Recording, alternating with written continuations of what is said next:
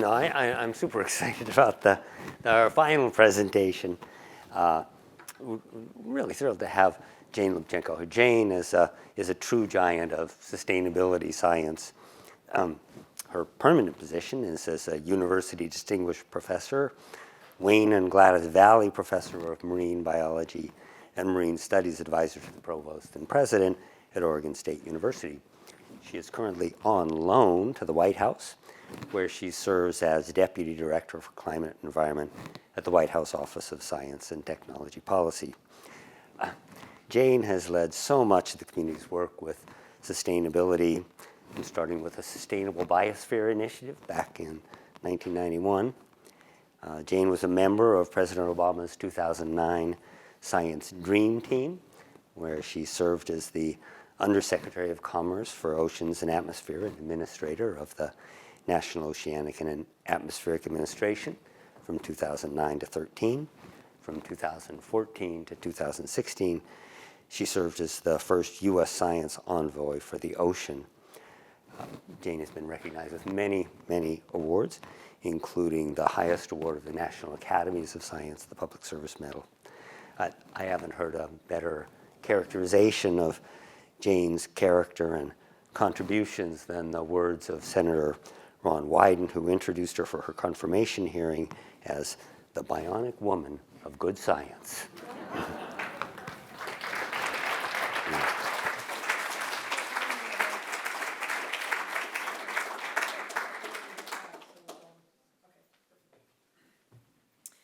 Thank you, Chris. Hi, everybody. What a treat it is to be here. Just such a cornucopia of interdisciplinary work that is producing practical solutions. You know, one session after another of this has been just so impressive and so energizing. Woody, Priscilla, thank you. Thank you for making this possible. Your vision, your passion, the challenge that you offered to the university, but also your trust in the institution and in the people that led it has been such a gift and is really paying huge dividends. So thank you to both of you. Buzz, Jeff, yes, thank you.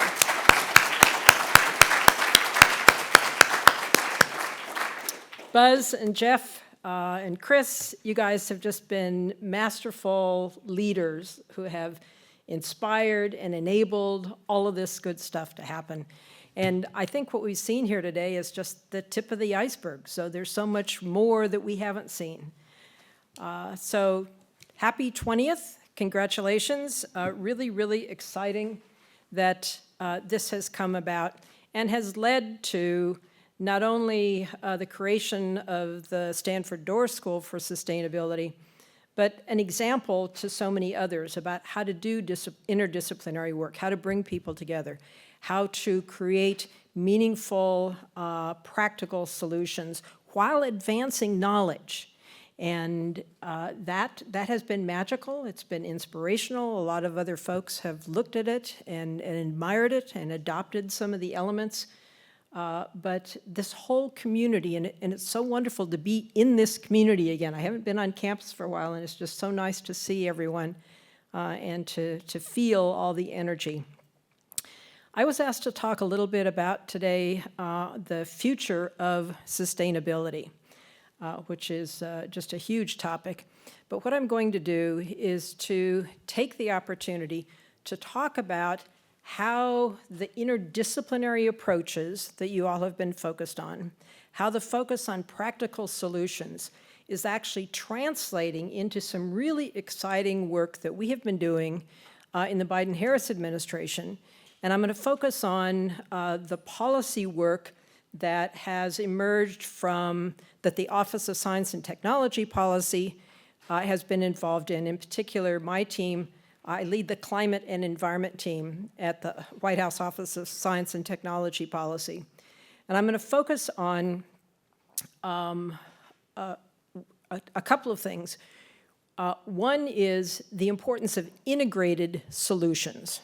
So just as we're talking about interdisciplinary knowledge and interdisciplinary science, we also need policies that reflect more than one problem, if you will, and I'm going to flesh that out.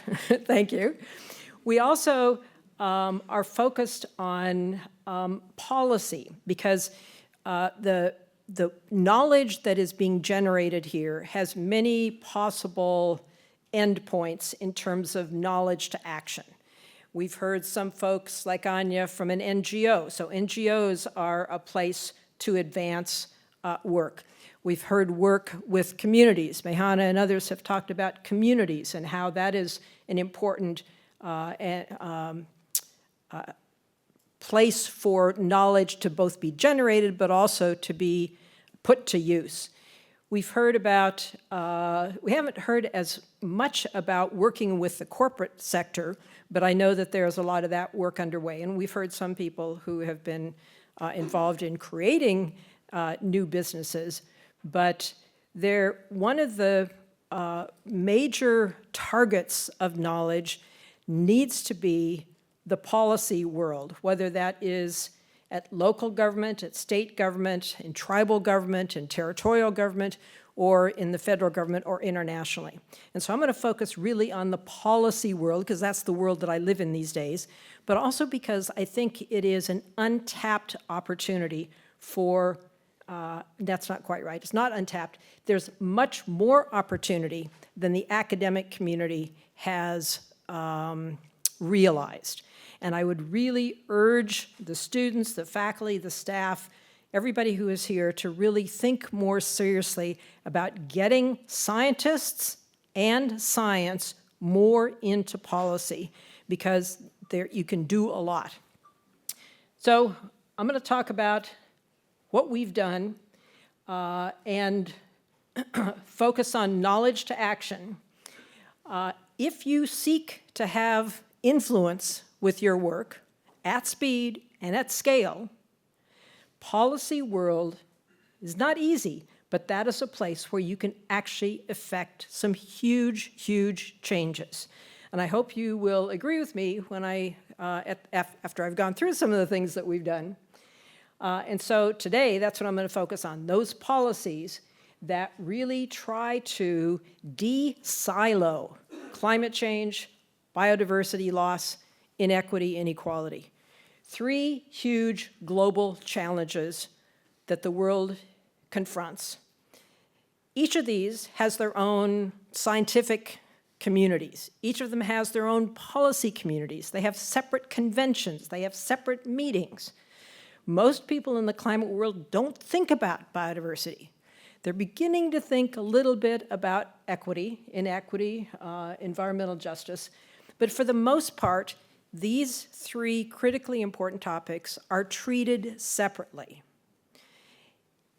Oftentimes, solutions to one are going to be counterproductive to achieving the outcomes that you want for another one. And in truth, they have to be considered together to really fully achieve the outcomes that we need. So this artificial siloing of these topics is a real problem in the policy world. Part of what we have done in the Biden-Harris administration is acknowledge that the science tells us that these are not separate issues, that they are intimately interconnected. And so part of what we have tried to do within the Office of Science and Technology Policy is bring that scientific knowledge into the policy world and try to create integrated solutions. So how does science make it into policy? Well, there are lots of different ways. Anya talked a little bit about her experiences. Some governments, including the US government, have directives or laws that actually say you should be using evidence and knowledge, science, to make policy. So that's a really good starting point. However, you would not believe how many of the policies we have that are so outdated in terms of the science. They're light years in the past in terms of where the science is. So that's partly because there needs to be a constant refresh of policy or creation of new policy. And that can only be done by scientists being engaged in the policy process. So policymakers, there are a number of policymakers who will listen to science, a lot of them actually. Anya worked for one, there are a lot of others. AAAS fellows and Knaus fellows are a great way to bring, for students or recent students or faculty members, to bring science into those policy worlds, and a lot of policymakers will welcome that. Scientists in governmental positions, and there are a lot of agencies that have scientists, are another important vehicle. And so as faculty are thinking about opportunities for students, having them be government scientists is actually a really important endpoint for students who are interested in that. But scientists outside of government working with government officials is also critically important. So as scientists are generating knowledge, publishing it in the peer-reviewed literature, even if it's policy relevant, is not going to result in it making it into policy for the most part. Policymakers don't read the scientific literature. Most of their staff don't read the scientific literature. And so there really has to be a conscious translation of the knowledge into things that are usable. It has to be not just policy relevant, but policy useful. And so getting it into the hands, and that means understanding something about what are the policy levers? Who cares about these issues? What is the opportunity to build a cohort of people who are going to move something?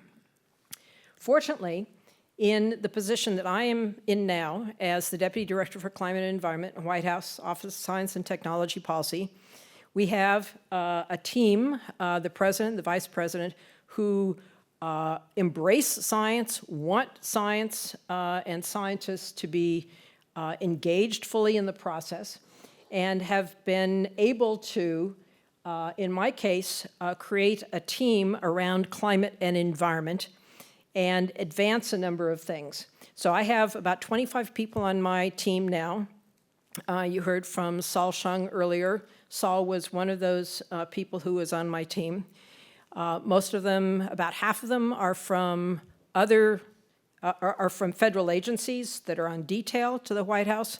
The other half are on IPAs from universities to serve. And so that mix is a really nice one. I have natural scientists, social scientists, policy and law experts.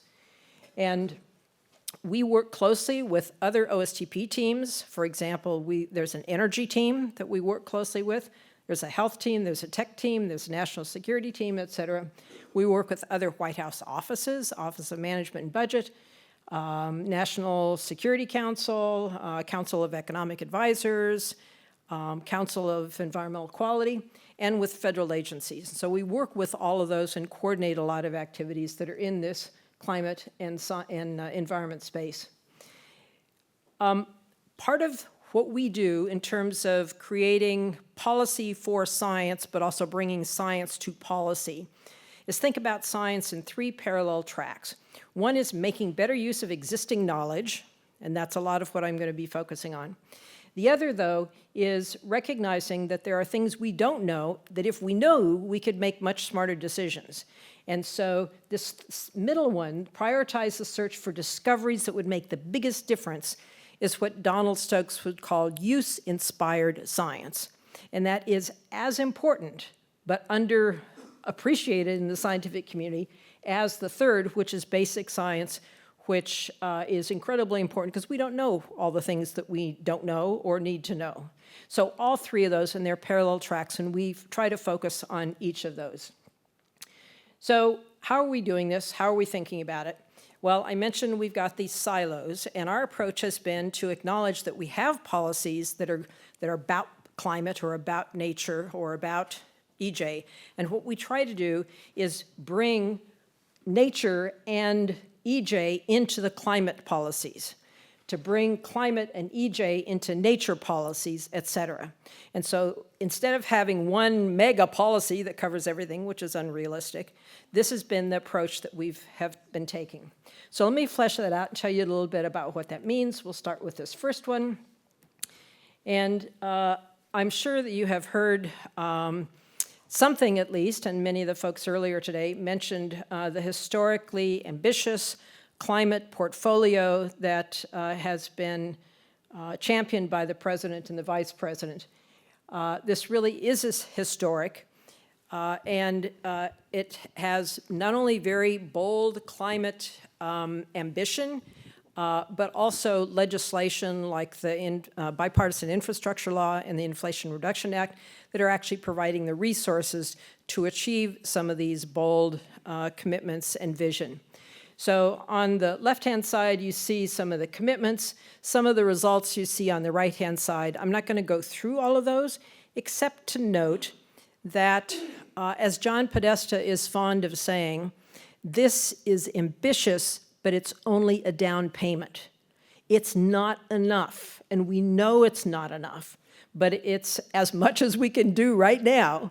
And so part of the game here is to demonstrate the power of the things that have been set in motion and thereby create more momentum for even more that is needed. So I think no one thinks that this is enough, even though it's a huge amount and it's a lot and it's actually very exciting. Much of what gets the headlines is sort of this focus on the numbers and many of the big headline commitments. What we have been trying to do to embed nature and EJ into the climate policies are these 5 things that I'm going to tell you a little bit about briefly. One is echoing what Noah was asking for earlier, which is focusing on not only mitigation, the reduction of emissions, but also on adaptation. And early on in this administration, adaptation wasn't really on the table very much. It was emission reduction, emission reduction, emission reduction. And that is incredibly important, but it's not enough. And many scientists, climate scientists, were afraid to talk about adaptation for a long time because they thought it would take away from the need to really reduce emissions. We are so far beyond that now. This is really a both and. It's not an either or situation. And so we have been making very significant efforts to advance an adaptation agenda, if you will, through the National Climate Resilience Framework, through the resources in both the IRA and bill legislation, but also through the Justice 40 initiative, which really focuses on having 40% of the overall benefits of investments flow to disadvantaged communities. There's a lot more that we're doing. Some of the things that are underway are focused on making communities better prepared for extreme heat, making food systems more resilient, and more climate ready. Number 2, we've been focused not only on emission reduction, but as some of the speakers were talking about earlier, the importance of carbon removal, and we need both. But again, early on, the focus was only on emission reduction. So carbon removal. We've also focused on not just technology, but nature-based solutions. And so we did an analysis of why are nature-based solutions not being embraced to the extent that they could be. Turns out there were a lot of impediments. A lot of people didn't know about them. They didn't know how to do them. There were policies that actually worked against use of nature-based solutions, et cetera, et cetera. So we created this roadmap and specified how to remove those impediments and have been systematically going about doing that. One of those impediments, for example, was the fact that all agencies have to do a benefit-cost analysis on everything on all the big decisions that they make. And that benefit-cost analysis was imbalanced. It did not include ecosystem services, so it would not have given any credits for nature-based solutions. We have worked with the Office of Management and Budget to significantly update the way that benefit-cost analysis is done so that it now explicitly includes ecosystem services, nature's benefits, and it provides the methodologies for valuing ecosystem services so you can actually do a reasonable benefit cost analysis.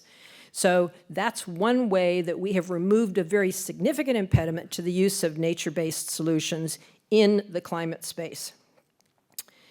Number 4 of these nature and EJ in climate policy, we've focused not only on land-based activities, but also things that are in the ocean, because in truth, there is no path to net zero without the ocean.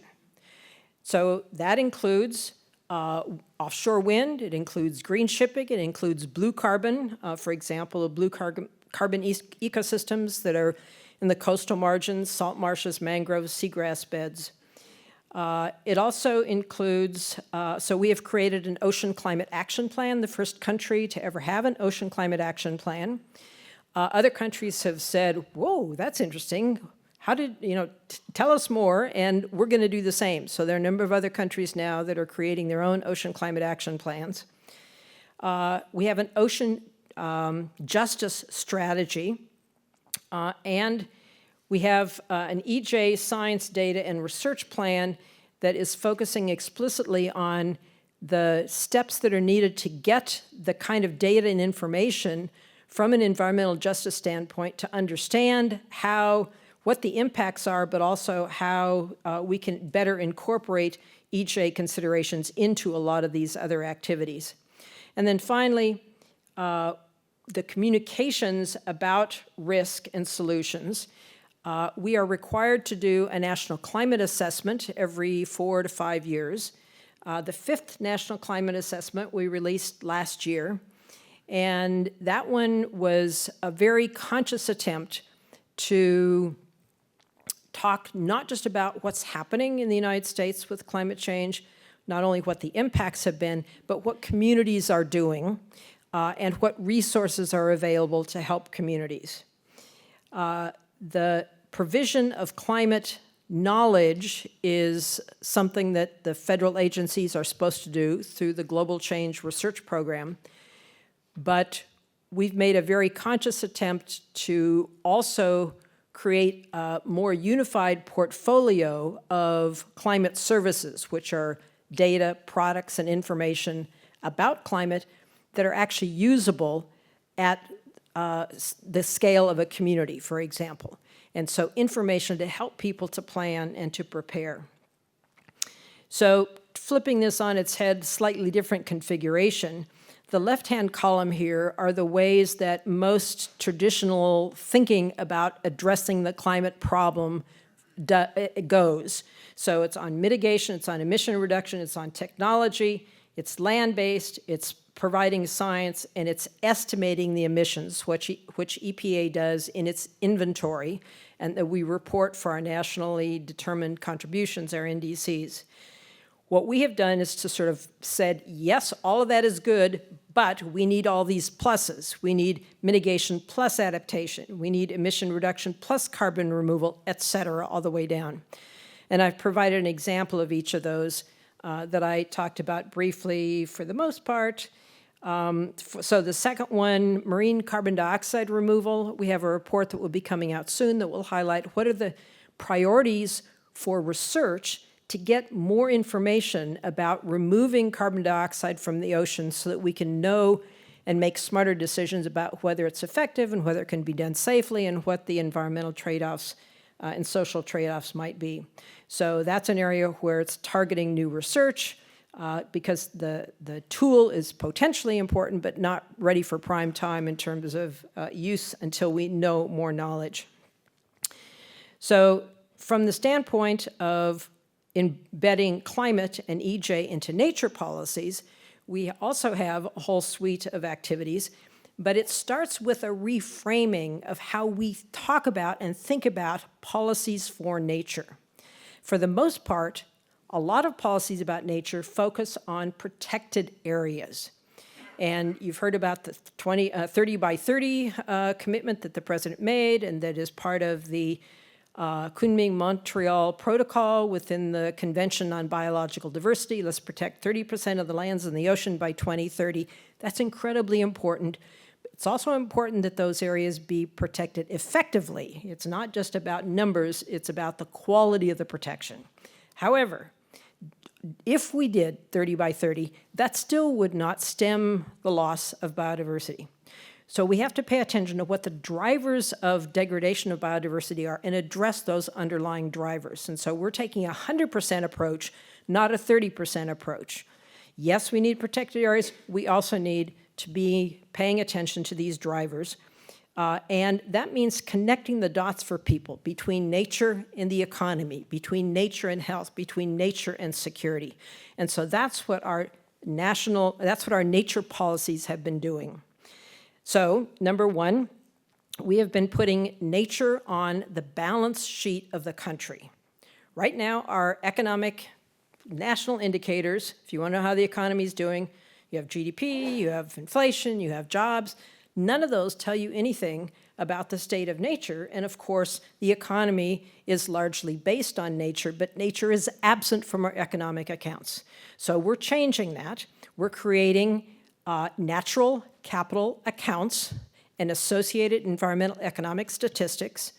And that's what Saul Shung was working on, one of the things that he was doing when he was with us. And it's a really exciting effort that I think is going to be super transformative and really, really important. Number two, we have embedded nature and climate in our national security strategy for the first time ever. So our national security strategy has never mentioned climate, never mentioned biodiversity, and we're working on this concept of natural security within national security and promoting that. We're also focused on creating a national nature assessment, which the country has never had. We have a national climate assessment. We need a national nature assessment.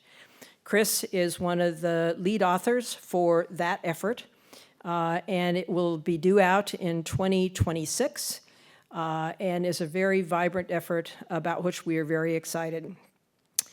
I told you a little bit about how we have massively updated the policies for benefit cost analysis. That fits in here, so they now include ecosystem services. And this is one of the deeply nerdy topics that nobody really pays much attention to, but is going to be hugely transformative. To actually be able to include ecosystem services in benefit cost analysis is huge. That was another thing that Saul was working on. And new mechanisms to entrain new knowledge into benefit cost analysis on an ongoing basis through a program that I'm running out of time to talk about, so I will move on. So we are aligning biodiversity and nature policy with our biodiversity and nature knowledge. And this is a lot of the kind of updating and rejuvenating the policies based on our current scientific knowledge by doing this whole suite of things, which is sort of a repackaging of some of the things that I just talked to you about. We're also focused on embedding climate and nature into EJ policies. And this is, you've already seen some of these, but they're captured here so that you can see them all together. So the Justice 40 initiative is really the anchor of that. We have an ocean justice strategy that is committed to working with communities and really paying very conscious attention to the justice issues in the ocean and coastal space. We also have, for the first time ever, recognized the importance of indigenous knowledge alongside science and evidence. I told you we have an Evidence Act that agencies are required to base their decisions on science and evidence. And now we have guidance from the White House that says to the federal agencies, you should also be aware of the relevant indigenous knowledge, incorporate it where appropriate, work with indigenous communities in ways that are appropriate and for which there is guidance, and where they are concurring and where it is appropriate, include that in decision making. So there's guidance now on use of indigenous knowledge, which is really exciting. And we also have an EJ science data and research plan to actually get a lot of the information that we don't have that we need.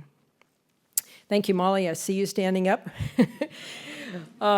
So we have a hugely ambitious agenda that I am really excited about. I think you can tell. I get really energized when I talk about this stuff because it's so cool and I think it's so important, and we have such an amazing team of people that has been working on this. So I think it's historically ambitious. It's integrated. We've tried to do this integration that is similar to what Woods has tried to do, bring different parties together, build relationships. It's holistic. And it is focused not only on providing knowledge and creating mandates, but providing incentives and providing resources. And all of those really go hand in hand to deliver some meaningful outcomes. As I will echo John Podesta's language, that this is really a down payment on what's needed. It's a start on a lot of these things. And I think that as these things come to fruition, they are going to be creating some of the social tipping points that are needed for additional work in this space. So I focused on the interrelated approaches that we're taking to these three global challenges to align policy with scientific knowledge by creating and implementing these integrated solutions. And this is just, again, the tip of the iceberg. We need so much more work in this space. This gives me hope. I hope it gives you hope that your government is doing some things that are in the right direction. And I hope that from this, you have been able to see that a lot of the things that were generated by the Woods family are coming into policy. A lot of the things that we talked about have drawn on the work that many of the people in this community have done. So you should feel really proud.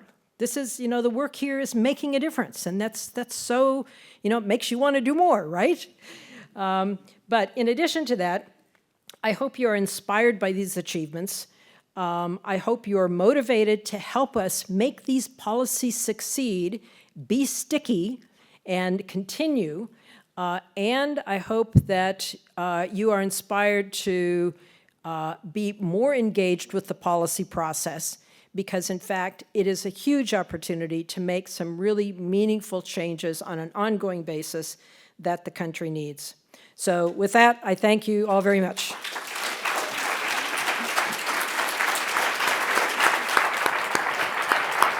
Totally fabulous, thank you. Thank you.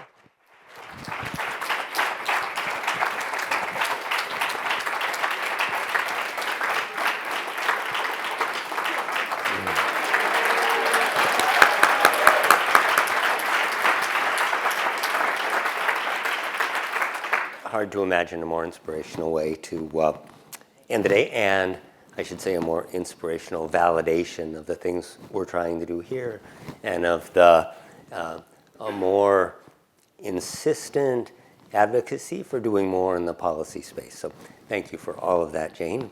Thanks to everybody who presented today, a series of really engaging and inspirational presentations. Thank you to everyone in the audience. It's really been a delight to be able to have these conversations. Thank you to the Woods staff who played a key role in organizing this event, especially Lee Rosenbaum, Chris Black, and Molly Field.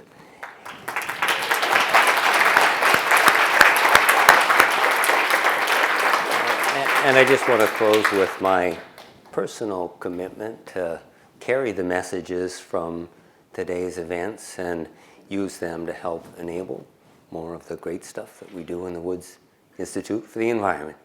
Thank you very much.